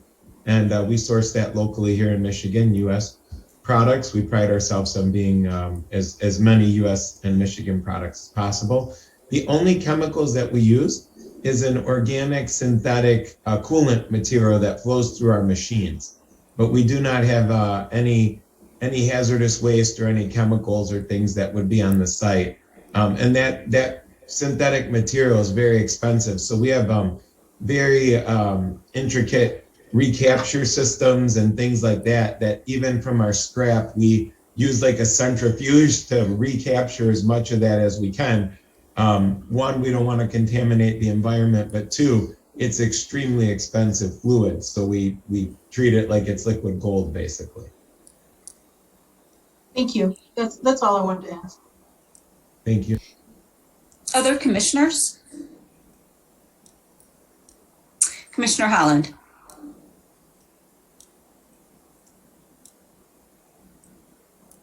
Muted. I'm muted. You're muted. Sorry, I thought I had that off.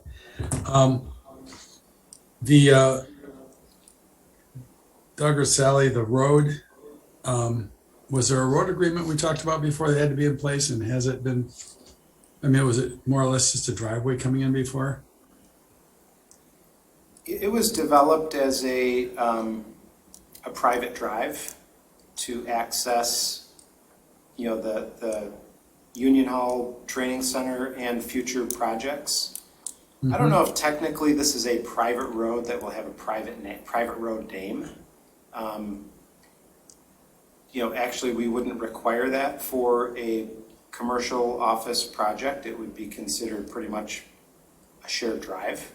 But they are building it to our private road standards. Okay, I thought there was a detail that we had to get worked out on that, but if that's all said, that was my only question.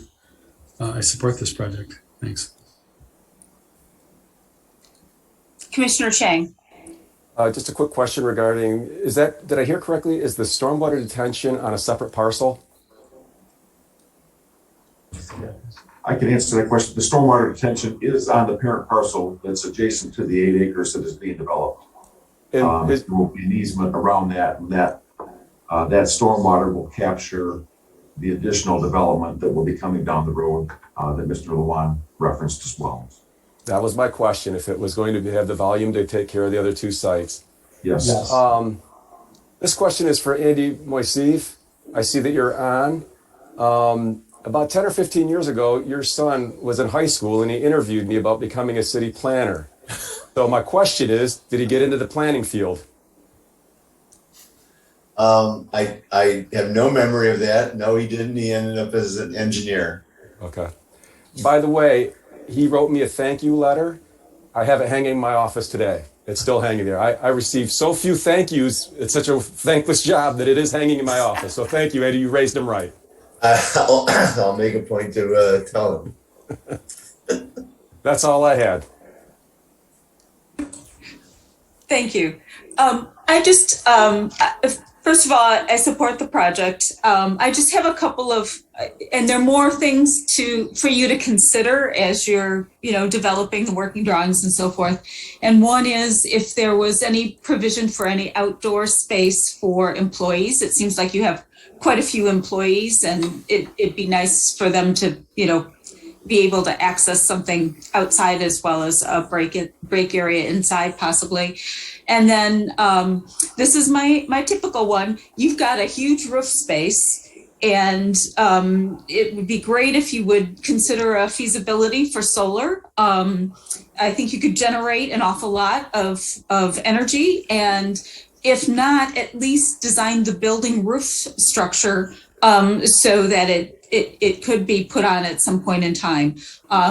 Right now, I think people are calculating about an 8 to 10 year payback. And I don't know if this is going to be an owned or a leased facility, but I would encourage you to look at both of those options. Other than that, all my questions have been answered. Thank you. Okay.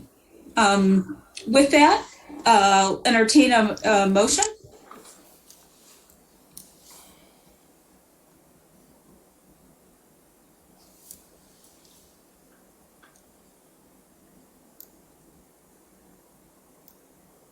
I think we're going to make you work really hard tonight, Jay. And you're on mute. Based upon the information, this site plan number 21014 Optiflow new building. Based upon the information received from the applicant and reflected in the minutes of this meeting, the Planning Commission finds that site plan SP number 21014 Optiflow new building meets the criteria for site plan approval pursuant to section 36-180, the zoning ordinance, and recommends approval.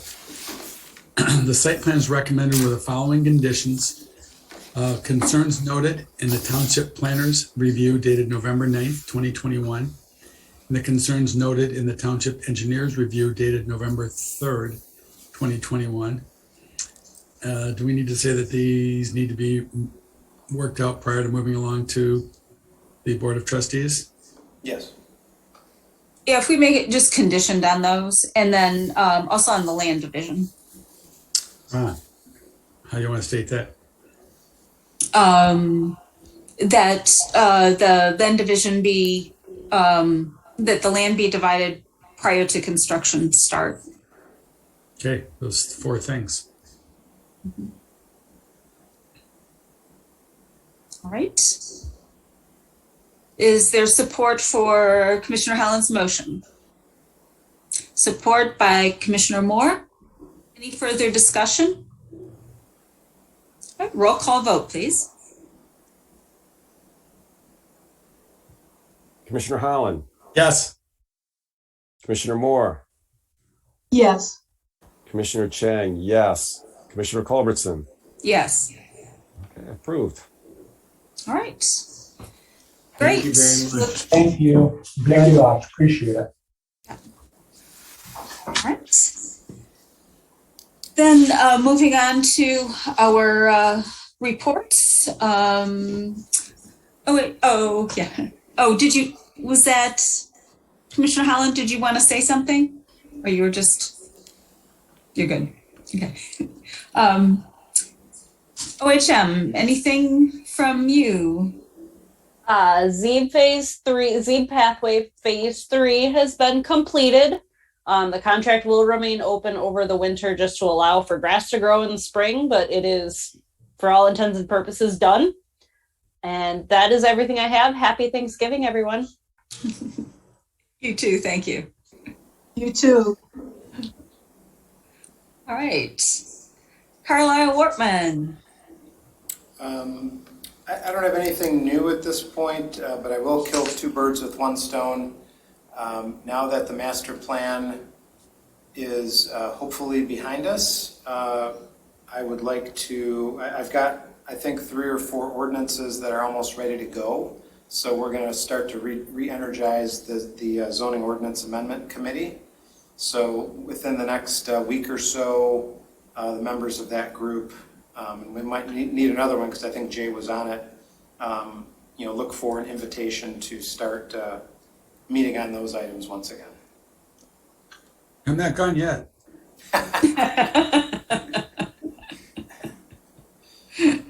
Okay. Right. Then let's see. The chair report, again, Jay, we're going to miss you. So yeah, you're not gone yet. Thank you.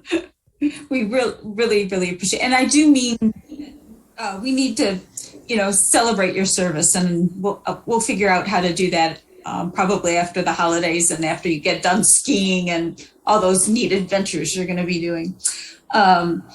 I do want to remind commissioners, I just have a couple of comments on the Huron River Watershed Council's upper middle report. So if there's anything, I'll be glad to consolidate those and respond to the Huron Watershed Council. It is, they haven't done the recommendations yet. It's all, I really encourage you to read it because it really does do a good job of laying out all the issues in this part of the watershed. And I did attend it's called a boot camp that they do.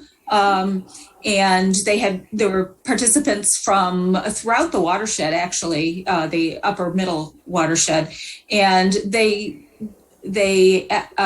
complimented Scio Township on its master plan and the ordinances that they have that protect the watershed. So, kudos to what we've done, and I'm sure there are some things coming up that we can continue to work on to improve the water quality, because that's really what they're after with this sort of alliance. Then I have not received anything from the Board of Trustees, and I hope Jacqueline will be back with us in December. I'm hoping things resolved with her family.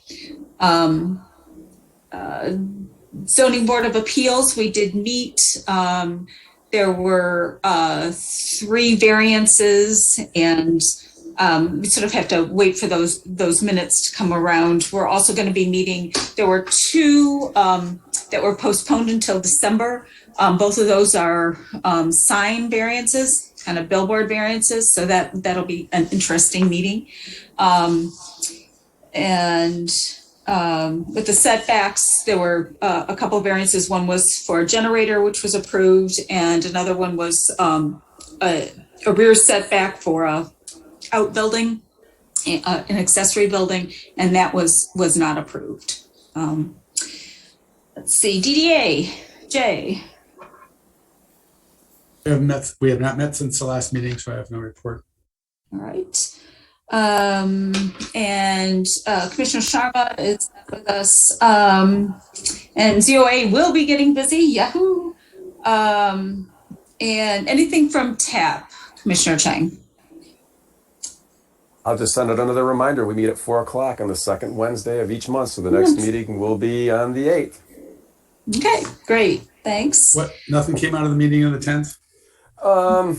I'm trying to think. I know we didn't. We run out of time. They're an hour and a half meeting. I know we didn't talk about the Strava maps. That was big on there. It's already been previously mentioned, but the Z Road connection, the pathways, is going amazingly well. We typically talk about finances, next steps. We're still a couple of years away, obviously, from completing the connection up there. So, and I can see Sally's nodding her head. Chris does a great job of, responding to any of the financing questions that come up or grants that may be available to help, finance the pathway. But I think it's on schedule. It's as far as it can go. And the pictures, if you go out and take a look at it, they're really moving. So I'm really impressed with the Z Road pathway connection. We have some drone footage that we'll be giving to Will of both the pathway and the Parkland Plaza sidewalk, which is also complete for the winter.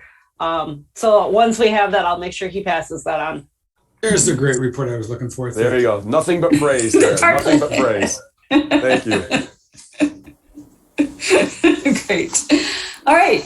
Then our last agenda item are the minutes of our 11/8 meeting.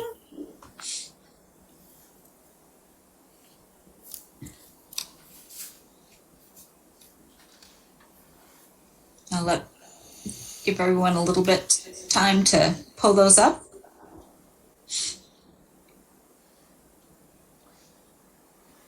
The only thing I can note is that on page 3, I believe it's pets in the motion paragraph. It says Pertz, Robert J. Trust in caps.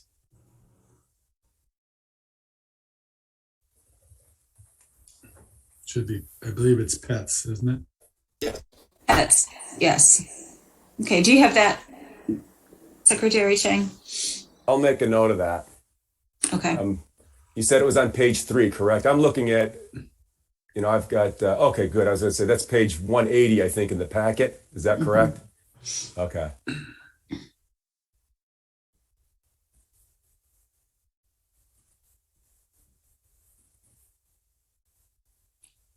Okay.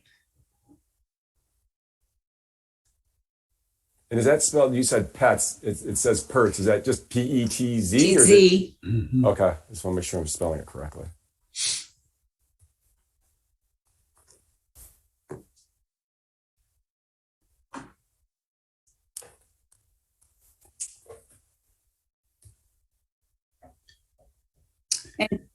So I have a question on page 4. Okay, it does have the detail of, and it will be reheard at the March Planning Commission meeting on the theater. Never mind.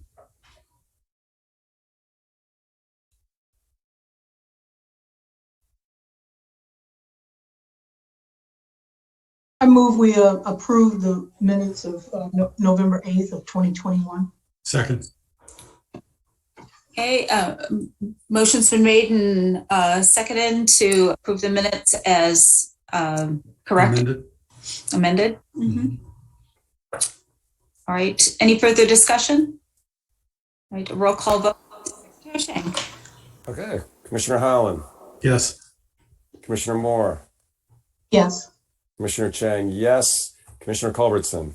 Yes. Okay, carried. Our minutes are approved. And are there any other announcements? Just like to wish everyone a very safe and joyful Thanksgiving. Same to you. Yes, likewise. Thank you. Happy Turkey Day. Happy Thanksgiving, everybody. Yeah. Hey guys. And so we do need a motion for adjournment. So moved. So moved. Okay, moved by Commissioner Holland, supported by Commissioner Moore.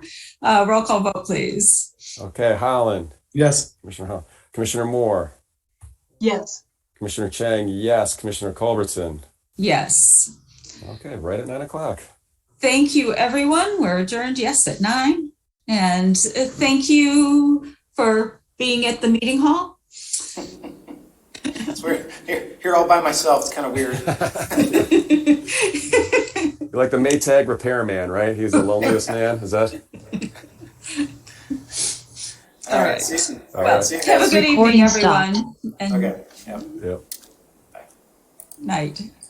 Happy Thanksgiving.